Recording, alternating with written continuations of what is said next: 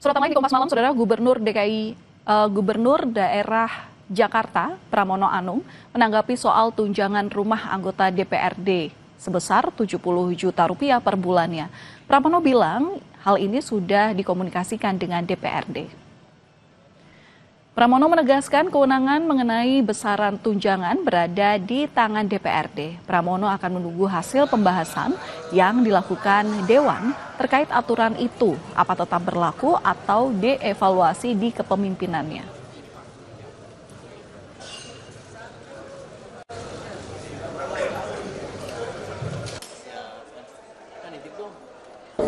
Saya menunggu apa yang diputuskan oleh DPRD DKI, tetapi terus terang saya sudah berkomunikasi dengan DPRD DKI. Terima kasih. Wassalamualaikum warahmatullahi wabarakatuh.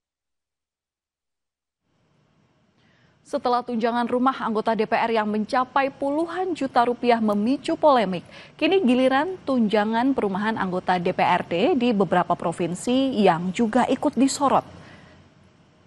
Di Jakarta, Saudara, besaran tunjangan rumah bagi pimpinan DPRD mencapai 78,8 juta rupiah.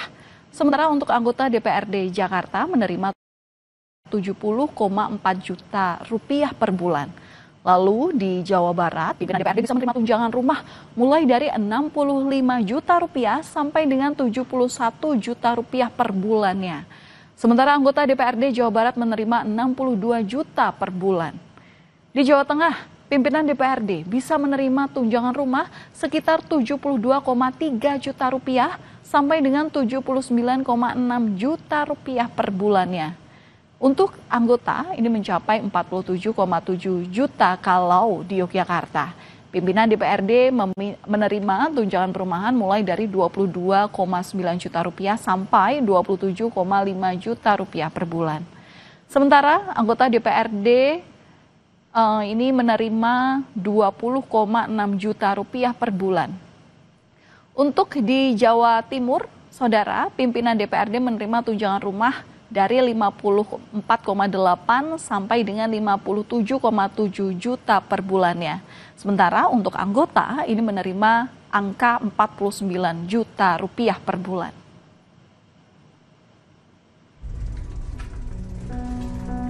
Hunian bagi rakyat kecil masih jadi pekerjaan rumah yang belum selesai. Bagi Muhammad Zailani, bisa punya rumah di Jakarta hanya mimpi. Sejak menikah pada tahun 1993, ia hanya mampu mengontrak. Bahkan keluar masuk kontrakan demi harga sewa yang lebih murah pun sudah kenyang ia jalani. Punya rumah nggak, Bang? Kagak. Kontrak. Udah berapa lama, Bang, kontrak, Bang? Kontrak semenjak nikah aja, 93. Kontrak itu tahunan atau bulanan, Bang? Bulanan. Berapa, Bang, sebulan, Bang? Sebulan ada yang 1 juta, ada yang 1.500.000. Itu nutup nggak sih, Bang, dengan penghasilan Abang? Ya terpaksa.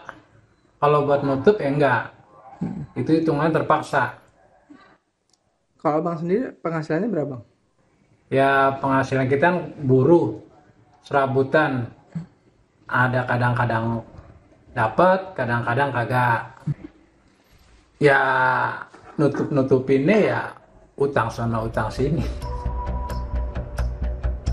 Zailani pun merasa terbantu dengan masih adanya bantuan dari Kartu Jakarta Pintar atau KJP yang lumayan bisa membantu meringankan pengeluaran tiap bulannya. Karena ia masih punya 2 anak yang masih bersekolah. Kondisi Zailani hanya sekelumit dari krisis hunian rakyat kecil yang masih dialami banyak warga. Kontras dengan besarnya tunjangan hunian para wakil rakyat. Data BPS pada 2023, kualitas hunian pun jadi persoalan serius. Karena hanya 38,8% rumah tangga di Jakarta yang punya akses hunian layak. Harko Sutiono, Kompas TV, Jakarta. Saudara, Koalisi Masyarakat Sipil mendesak Presiden Prabowo Subianto untuk membentuk Tim Gabungan Pencari Fakta atau TGPF independen pasca unjuk rasa yang menewaskan 10 orang. Koalisi Masyarakat Sipil mendesak untuk mengusut tuntas rangkaian kekerasan dalam aksi unjuk rasa beberapa waktu lalu. Presiden juga diminta untuk mengusut dugaan keterlibatan aparat dalam gelombang unjuk rasa tersebut.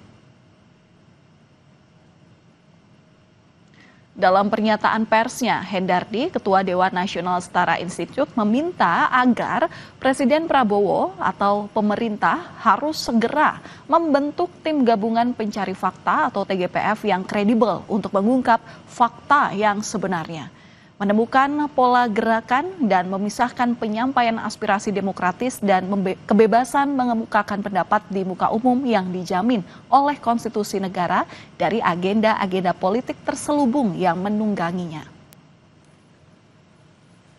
Terkait desakan dibentuknya TGPF independen oleh Koalisi Masyarakat Sipil, kami telah mencoba menghubungi pihak istana termasuk juga kantor kepresidenan, namun hingga kini belum mendapatkan jawaban.